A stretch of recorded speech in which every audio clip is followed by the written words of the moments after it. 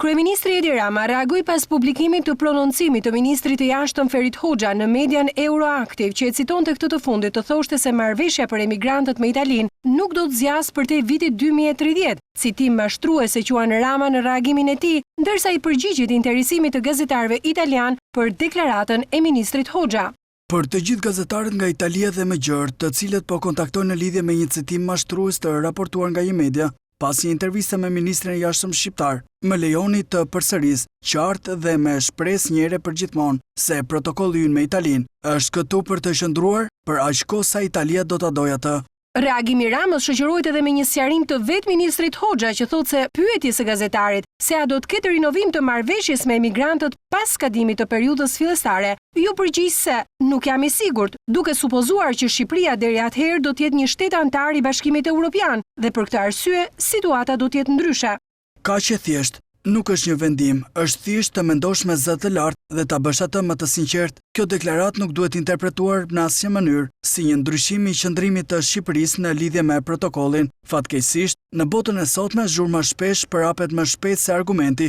logjika dhe konteksti.